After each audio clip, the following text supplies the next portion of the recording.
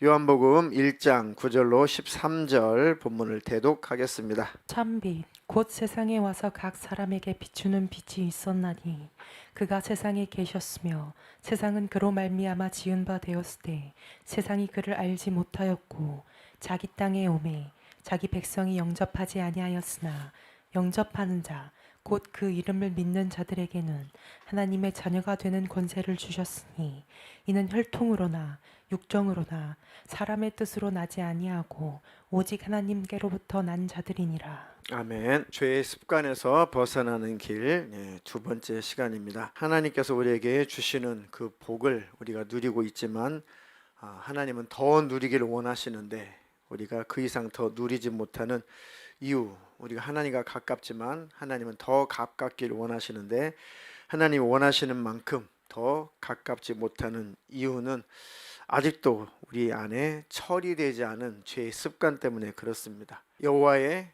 손이 짧아서도 아니고 여호와의 귀가 어두워서도 아니다. 너와 나 사이에 죄담이 가로막혀서 그렇다. 그러니까 주님과 나와 그 관계가 가까워진 만큼 주님을 누릴 수가 있습니다.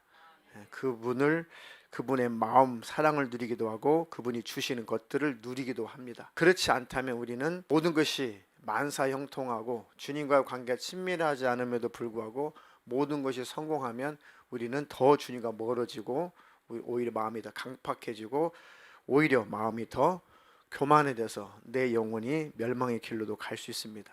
그렇기 때문에 하나님께서는 항상 하나님과의 관계만큼 그 안에서만 축복하시는 거예요. 그것도 하나님의 사랑이더라고요. 은사를 하나님께서 필요한 자에게 필요할 때 주시는 것이지 주세요 해서 그렇게 받았다가 악신이 들리고 교만 떨다가 지옥 가는 사람들이 수두하더라 이거죠. 그러니까 모든 것은 하나님이 주실 만큼만 주시는 거예요. 물질도 그렇고 모든 것이 다 그렇습니다. 그래 생각해 보면 감사할 일밖에 없어요. 늘 주님의 진심을 헤아리시기를 주님의 이름으로 축복합니다. 습관은 뭐가 된다고요? 습관은 성격이 되고, 그리고 그 성격이라고 하는 것은 나의 미래를 결정짓는 아주 절대적인 요소가 된다. 그죠? 내 성격은 내 장래, 내 미래를 결정짓는 절대적인 요소죠. 특별히 사회생활 하시는 분들은 더할 나위 없이 절대적인 영향을 미칠 겁니다. 대인 관계 속에서 하나님과의 관계도 마찬가지입니다. 그래서 좋지 않는 이 습관, 안 좋은 습관이 익숙해져 버리면 중독이 된다. 중독. 중고등부 예배 설교도 같은 본문 가지고 같은 주제로 설교를 했거든요. 아이들이 잘 경청해 들어요. 그들의 수준에 맞게 설교를 했는데 하나도 조는 사람 없이 잘 이해를 해요. 그러니까 똑같아요. 어린아이든 우리든 항상 하나님과 나 사이에 이 죄 문제를 해결하고 싶은 마음이 우리에게는 다 있습니다. 좋은 습관을 끊어버리고 싶은 마음이 우리 안에 다 있어요. 근데 생각보다도 앞서는 거, 생각을 지배해버리는 것이 습관이라고요. 생각은 있어요. 생각대로 안 되죠. 그게 습관인 거죠. 익숙함, 몸에 배인 것. 요거까지도 하나님께서는 다 도려내기를 원하시는 겁니다. 자, 하나님을 떠난 인류는 마치 어떤 곤충과 같대요? 불나방과 같죠. 자기 몸이 불에 타서 다 죽는지도 모르고 그 불에 현혹되어서 그 불에 매혹돼 가지고 그 불 주위를 빙빙빙빙 나선형으로 돌다가 그 유혹에 푹 빠져 가지고 결국은 자기 온몸이 타 죽는데 그러면서도 불에 뛰어드는 게 본능이에요. 불을 너무 좋아하니까. 그냥 근육 자체가 그냥 불 쪽으로 향하게 돼 있어요. 시선 자체가 불 쪽으로 향하게 돼 있어요. 강한 불빛 쪽으로 향하다 보니까 계속해서 빙빙빙빙 돌다가 결국은 그 속으로 들어갑니다. 세상이 그와 같고 마귀 역사가 그와 같습니다. 계속 세상 사람들을 불나방처럼 사탄은 대하고 있어요. 이리 오너라, 이리 오너라. 여기다, 여기다. 여기가 좋다. 여기가 행복이다. 여기가 바로 네가 있을 곳이다. 여기가 너에게 만족을 줄 수 있는 곳이다. 라고 계속 불을 아주 피워가지고 유인해가지고 결국 불타 죽었는데 그게 지옥불이란 말이죠. 불쌍하죠. 분나비들, 세상의 분나비들, 세상의 불나비로 살아가는 영혼들을 바라보면 참으로 가련하기 짝이 없습니다. 하나님 우리에게 주님의 마음을 부어주셔서 그 분합이들이 불에 타 죽기 전에, 다시 한번 지옥에 들어가기 전에 속히 건져내도록 세상에서 빛이 되게 해주십시오. 우리가 더 강력한 빛이 되면 되는 거죠. 분합이들은 빛을 좋아하니까 우리가 세상에서 빛이 되면 되는구나. 오, 내가 좋아하는 빛이 이 빛이었는데, 지훈이를 바라보니까 지훈이에게는 더 희한한 빛, 찬란한 빛, 거룩한 빛, 아주 새로운 빛이, 생명의 빛이, 저쪽에서 신기한 빛이 보이네. 그러면 세상의 분합이들이 세상의 빛을 쫓아가다가도 더 강렬한 빛에 이끌려서 가게 돼 있는 거죠. 그게 바로 너희는 세상의 빛이다. 빛이 되어라. 가만히 봤더니 지훈이가 아니라 지훈이 안에는 예수님의 빛이었던 거죠. 나도 그 예수님 만나고 싶다. 나도 그 예수님 믿고 싶다. 그걸 전도라고 하는 것이죠. 하나님, 세상에서 바로 분합이들을 건져내는 생명의 빛이 되게 해주십시오. 얼마나 고급스러운 인생이에요. 전도하고 싶지 않아요? 전도? 하고 싶죠? 지금은 사실은 말로만 예수 믿으세요, 물론 필요합니다. 예수 믿으세요, 예수 믿으세요, 다 필요하죠. 그런데 우리나라 대한민국 사람들은 예수를 몰라서 안 믿는 게 아니에요. 알아도 실망해서 안 믿고, 예수님 때문에 실망하는 것이 아니라 기독교인들 때문에 실망해서 안 믿고, 두 번째는 필요성을 못 느껴요. 그래도 먹고 살만하니까. 저 선교지에서 계속 요청 오는 선교지 가보면은 그냥 여전히 그냥 소위 그냥 물반 고기반이에요. 막 안타깝죠. 선교사님들 마음이 막 안타까워요. 안타까워. 한국에 쏟아붓는 시간만큼, 노력만큼, 돈, 물질만큼 선교에 쏟아부으면 정말 수많은 영혼들이 예수님을 만날 수 있을 텐데, 못 사는 나라일수록 마음이 이렇게 순수하잖아요. 가난하잖아요. 그러니까 조금만 뭘 이렇게 설교를 해도 막 울기 바쁘대요. 그러니까 선교사님들이 그 오지에서 그 영적인 매력 때문에 안 나오시는 거예요. 몸은 풍토병에 점점 죽어가고, 몸은 점점 이렇게 다 쇠약해져 가도 거기서 죽었으면 죽었지 도시로 안 나오는 거예요. 한국으로 안 돌아오는 겁니다. 그런 정신 때문에. 때때로는 영적으로 참 부럽기도 해요. 그렇죠. 영적으로 참 부럽죠. 그렇게 살 수 있다는 것이 부럽지 않아요? 그래서 우리에게 하나님께서 때에 따라, 필요에 따라서 역사하시는 겁니다. 자, 영적인 습관. 그래서 영적인 습관을 잘 가지라. 영적인 좋은 루틴을 형성해라. 제일 좋은 게 뭡니까? 제일 쉽고 우리가 할 수 있는 좋은 영적인 습관이 예배하는 것, 기도하는 것, 성경 보는 것, 또 모임하는 것, 큐티하는 것. 가장 쉽고 우리가 충분히 할 수 있는 것들부터, 그것부터 충실히 하시면 돼요. 하나님이 처음부터 거창한 것을 원하시지 않습니다. 하나님과의 관계부터 원하시는 거니까 딱 정하셔요. 내가 한 주 예배는 어떻게 할 것이고, 기도 생활은 어떻게 할 것이고, 성경은 어떻게 읽을 것이고, 내가 모임은 어떻게 할 것이고, 또 사람과의 관계는 어떻게 할 것이다 라고 딱 정하시고, 그렇게 나를 계속 몰아가면 그것이 내 영혼의 억압 같지만 자유입니다. 내 영혼의 자유를 위해서는 때로는 내 삶을, 내 육신을 억압하기도 해야 돼요. 그것이 구원의 조건이 아니라 내 영혼의 자유를 위해서. 그 습관에서 벗어나는 제일 좋은 길이 참 빛이 되시는 예수님과 더 친해지면 된다. 그래서 아예 예수님을 도장을 품듯이, 도장을 가슴에 새기듯이, 도장을 팔에다가 새기듯이, 또는 도장을 마음에 품고 있듯이 도장을 팔에다가 잘 묶어서 중요한 도장을 차고 다니듯이 항상 예수님을 품고 살아라. 예수님 놓칠까봐, 예수님과 멀어질까봐, 예수님과의 관계 희미해질까봐 늘 예수님 품고 살아라. 어린아이 같아야 영적으로도 성장을 해요. 그러니까 항상 어린아이처럼 예수님을 늘 부르시고 찾으시고, 혹시 예수님 어디 도망가셨나 항상 점검해 보시고, 예수님 도망간 게 아니라 내가 멀어진 거죠. 그렇잖아요. 어린아이들이 엄마와 멀어지면 불안해서 못 견디듯이, 예수님과 관계가 조금만 멀어졌다 생각이 되면 내 영혼은 불안에 떨어야 돼요. 빨리 예수님 앞에 돌아가야 됩니다. 그런 방법들이, 그런 기도들이 죄의 습관으로부터 벗어나게 한다. 억지로 죽은 사람들 말고 기독교인들 가운데 정말 순교 현장에서 순전하게 순교해서 하나님이 너는 억지로 죽은 게 아니라, 어쩔 수 없이 죽은 게 아니라 너는 정말 순교했구나 라고 순수한 순교를 하신 분들은 특징이 뭐예요? 의지로 순교한 사람들이 아니에요. 사랑으로 순교한 사람들입니다. 의지는 갈수록 약해지는 거죠. 자기 의지를 믿어요. 하나님과의 관계보다도 그 자기의 강한 의지, 신념, 난 어떤 고문의 현장 속에서도 나는 이길 거야 막 의지를 강화시킵니다. 근데 주님과의 관계는 친밀하지 않아요. 100% 실패합니다. 왜요? 의지는 현장에 가면 꺾이게 돼 있어요. 의지는 약화되게 돼 있습니다. 뭘로 이기는 거예요? 하나님과 관계로 이기는 거예요. 그 친밀함 때문에. 그것이 더 큰 힘이에요. 내 의지보다 하나님과 나와 관계, 친밀한 관계의 힘이 훨씬 더 큽니다. 내가 어떻게 그 주님을 부인할 수 있을까? 내가 어떻게 그 주님을 모른다고 할 수가 있을까? 나는 그럴 수 없다. 그러니까 능히 순교하게 되는 겁니다.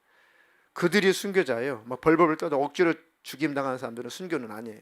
그냥 죽는 거지. 하나님 온전한 순교를 할 만큼 주님과 나와 그렇게 친밀하고 가깝게 해주십시오. 그럴수록 우리는 죄의 습관에서도 멀어집니다. 자, 오후에는 죄의 습관을 벗어버리는 길이 뭐니 해도 말씀을 들을 수 있는 귀가 열려야 됩니다. 말씀 들을 수 있는 귀가 열리게 해주십시오. 1년을 들어도 안 들리는 부분이 있어요. 2년을 들어도 3년을 들어도 설교가 안 들리는 부분이 있습니다. 근데 나중에 영적으로 조금 성숙해서 들어보면은 그때 그 말씀도 있었구나, 그때 그 설교도 있었구나 라고 우리가 깨닫는 일들이 많이 있죠. 그때는 아직 들을 수 있는 귀가 안 열린 거예요. 오늘 세 가족이 한 분 오셨는데 설교를 몇 프로나 이해했어요? 그랬더니 50% 정도 들렸대요. 그런데 고향이 중국이시다 보니까 한족이세요. 조선족도 아니고 한국말 전혀 모르는 곳에서 자라나셨단 말이죠. 그러니까 한국에 오셔가지고 한국말을 배우셨는데 한 20년 됐는데 그래도 이제 일반 소통은 다 되지만 설교라든가 이거 어려우셨어요. 단어가. 그러니까 듣고 싶은데 단어가 아직은 생소하니까 그래도 50%가 들렸대요. 설교가. 그래서 제가 위로했습니다. 한국 사람이지만 10%도 안 들린 사람이 있으니까 걱정하지 마시라. 좋은 성적표라고. 50% 들리셨다는 것은 좋은 성적입니다. 한국 사람이지만 10%도 안 들릴 때가 있으니 걱정하지 마시고. 그래서 가만 봤더니 말씀이 내게 들려야 되겠구나. 말씀만 내 안에서 일하게 되면은 그 말씀의 힘의 능력으로 버릴 것은 버려지고 끊을 것은 끊어지죠. 벌써 안에서 딱 거리껴지잖아요. 말씀으로. 그거 아니잖아. 그러면 안 되잖아. 하나님의 말씀이 딱 내 안에 있으면은 벌써 죄를 거부하게 되고 거절하게 되죠. 욱하는 것 제일 찾기 힘들죠. 말씀이 내 안에 충만하면은 욱하는 것이 그 말씀에 밀려 나가요. 그것이 짓눌려서 빠져나갑니다. 말씀이 우리 안에 있는 감정도 능히 조절하더라고요. 혈기도 조절해요. 하나님의 그 말씀의 능력으로 충만하시기를 축원합니다. 근데 지금까지 내가 잘못 이해하는 그 말씀이 그 습관 때문에 설교가 안 들릴 때가 있어요. 그 잘못 이해한 성경 본문, 그 본문이 아니었구나. 나중에 깨달아 보니까 열린 거죠. 본문과는 전혀 상관없는 그런 내용들이 무수히 많았단 말이죠. 그러다가 진짜 그 본문에 맞는 설교를 들으니까 습관 때문에 안 들리는 거예요. 아닌데, 나 그렇게 안 들었는데, 그 소리 아닌 것 같은데, 의심이 들어가니까 말씀이 안 들어오더라 이거죠. 그래가지고 1대1로 이렇게 계속 풀어드리려고. 절기 그거 아니야, 안식법 그거 아니야, 월사 그거 아니야, 그거 아니야. 그래도. 근데 이게 신약 시대에도 초대 교회에도 수없이 그것 때문에 힘들었어요.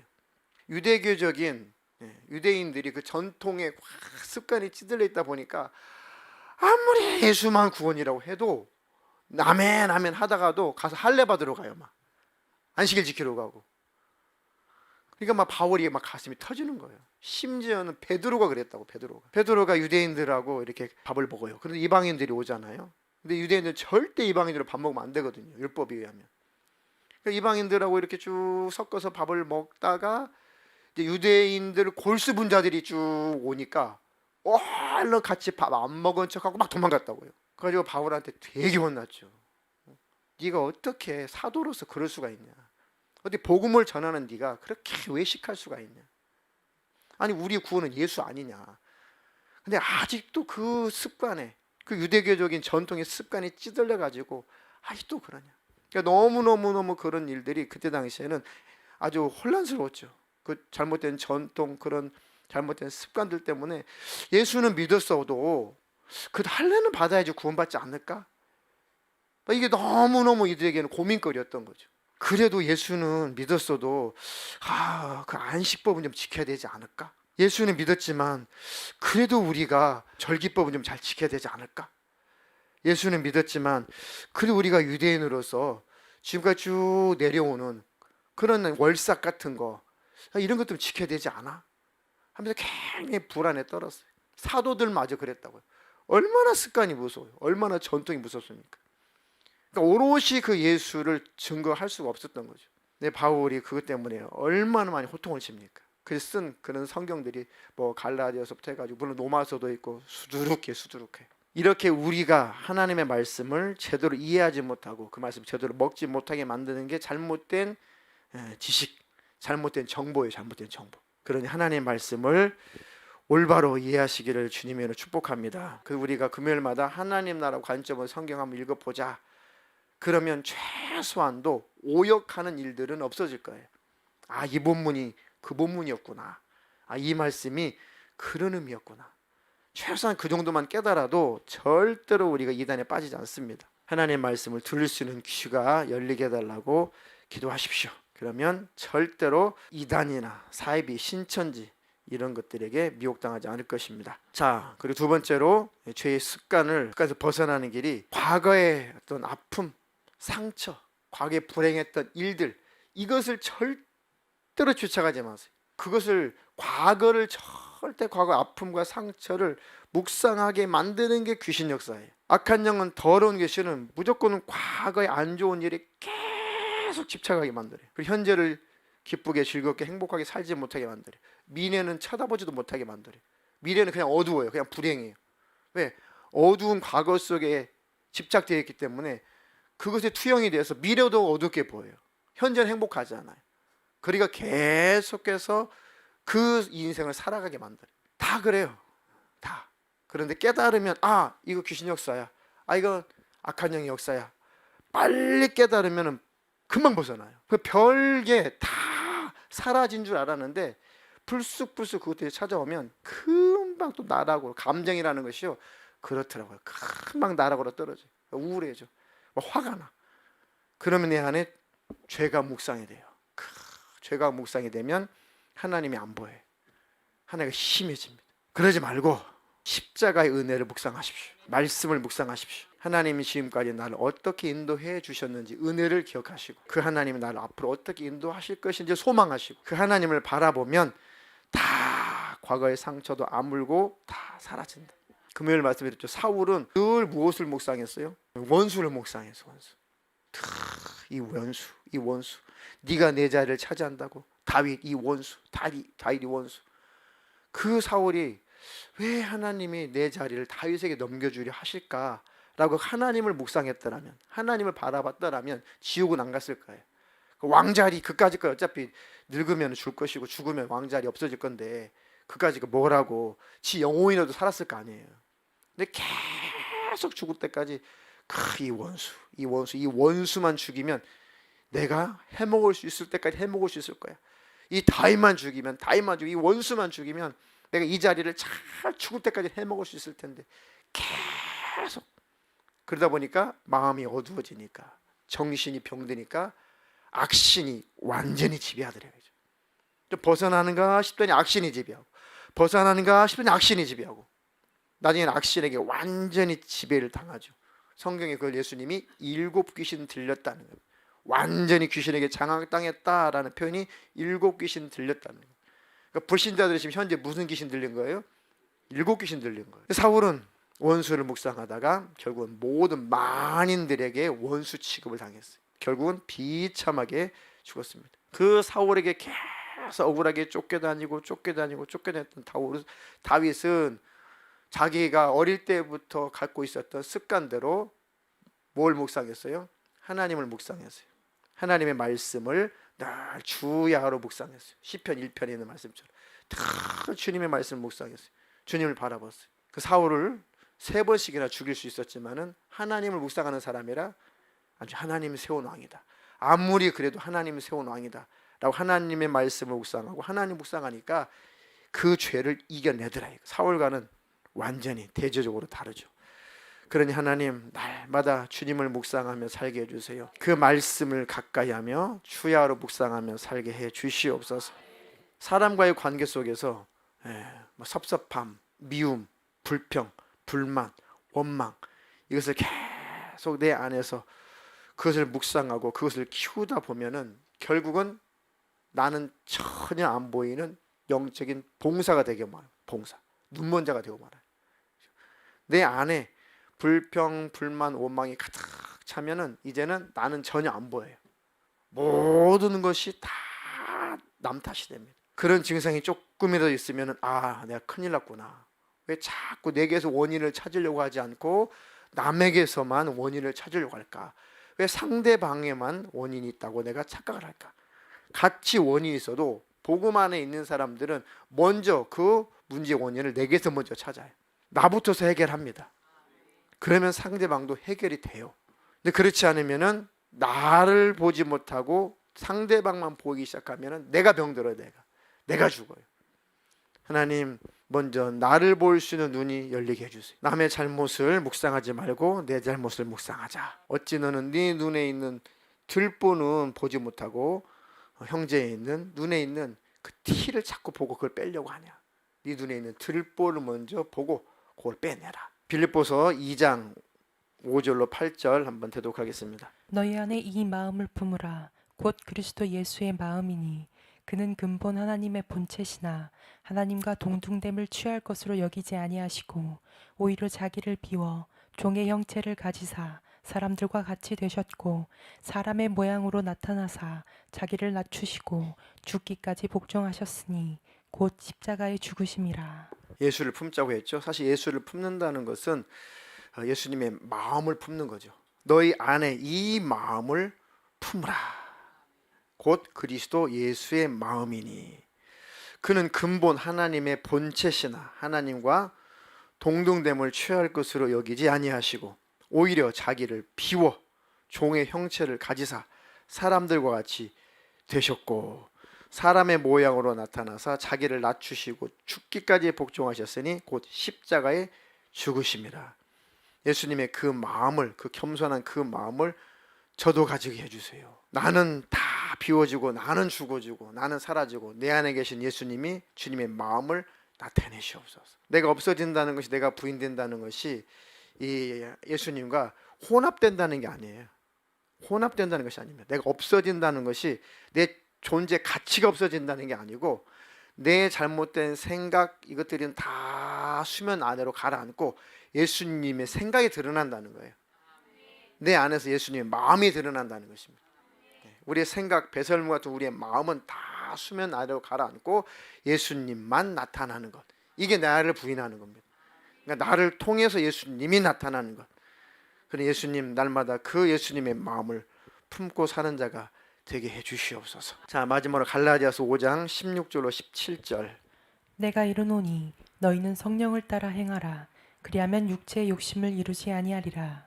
육체의 소욕은 성령을 거스르고 성령은 육체를 거스르나니 이 둘이 서로 대적하므로 너희가 원하는 것을 하지 못하게 하려 함이니라. 아멘. 이제 우리 그리스도인들이 제일 고급스럽게 신앙생활을 할 수 있는 단계가 성령을 쫓아 행하는 겁니다. 성령을 따라 행하는 것. 이제 자립적인 신앙생활이죠. 뭐 기도, 뭐 성경 보는 거, 뭐 예배하는 거, 뭐 전도하는 거. 어떤 타에 의해서가 아니라 내 안에 계신 하나님께서, 내 안에 계신 성령께서 이끄시는 거예요. 인도하시는 겁니다. 최소한 그 수준까지, 그런 자립적인 신앙생활까지 우리가 하고 있어야 돼요. 그래야 마지막 때 더 혹독한 시련이 찾아오고 마지막 때 여러 가지 예수님 말씀하신 그런 징조들이 찾아올지라도 능히 이길 수 있습니다. 성령으로 이끌려 가는 사람이라. 우리 중고등학생들에게도 설교를 했거든요. 앞으로 가면 갈수록 참 너희들을 유인하고 너희를 유혹하는 것들이 아주 많아질 것이다. 더 많아질 것이다. 너희들이 30분만 게임하고 공부해야지, 1시간만 하고 공부해야지, 2시간만 하고 공부해야지. 그래도 중독돼 버리지 않냐? 헤어나오질 못하지 않냐? 그래도 그나마 그런 너희들을 깨우쳐주는 꼰대 같은 부모님이 있어서 다행인 줄 알아라.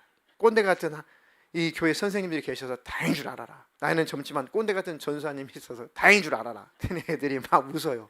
속이 있어가지고. 나도 너희들 나이 때 꼰대 소리가 듣기 싫었다. 내가 꼰대가 돼보니까 그 꼰대들이 존경스럽다. 이제는 꼰대 없는 세상에 살고 싶지. 그러면 나라는 망한다. 더 타락한다. 다 생각해보면은 그분들은 다 그렇게 말씀하셔야 되는 부분들이었어요. 듣기 싫은 거죠. 잔소리라고. 그래서 하나님의 말씀으로 성령님은 우리를 자꾸 인도하시는 겁니다. 성령님을 절대로 꼰대 취급하면 망합니다. 그렇죠? 성령님을 절대로 꼰대 취급하지 마라. 근데 우리가 막 반항하죠. 안에서 성령님이 이렇게 감화하실 때 그것도 해야 돼요. 그것도 참아야 돼요. 그것도 해야 돼요. 자꾸 우리 안에서 이렇게 거절하고 거부하고 싶은 그 습성, 그 습관, 그런 것들, 우리 육신의 소욕들이 있죠. 그거 성령을 쫓아 행하면 그 육신의 그 욕심이 절대로 지배하지 못한다. 계속 성령을 쫓아가봐라. 그 육신의 욕심이, 육신의 소욕이 나를 유인하려고 해도 결국은 쫓아오지 못하고 쫓겨나간다는 거죠. 하나님, 그 수준까지 빨리 가게 해 주시옵소서. 육체의 소욕은 성령을 거스리고 성령은 육체를 거스르나니 이 둘이 서로 대적함으로 너희가 원하는 것을 하지 못하게 하려 함이니라. 그러니까 늘 갈등. 몸에선 죄의 습관이 여전히 있죠. 내 안에 계신 성령님은 그것을 계속 차단하고 그걸 거절하고 거부하고 거룩한 것을 이끌어 가시죠. 주님 뜻대로 이끌어 가시죠. 내 육신이 그걸 거절하죠. 거부하죠. 그래 늘 이렇게 다툼이 있다는 거죠. 하나님, 나는 예수의 사람으로 정과 욕심을 십자가에 못 박은 사람이니까 이제 나는 없는 자로 취급하게 해주시고 성령을 따라 행하는 자, 성령을 따라 사는 자가 되게 해주십시오. 오직 내 안에 예수님을 품고 살게 해주시옵소서. 단회적이 아니라 늘 항상, 그러니까 예배 시간만이 아니라 예배 시간 끝나고 나서 계속 이어져야 돼. 이어져. 그것이 제일 중요하더라고요. 저를 포함해서 예배 시간에 어쨌든 기도하고 찬양하고 설교 듣고 성령님 역사하니까 우리가 많이 씻겨지고 많이 벗어나고 결단도 하고 하나님 관계가 친밀해지죠. 그 힘을 가지고 예배당을 나갔을 때 계속 유지하도록 계속 예수님을 묵상하라고요.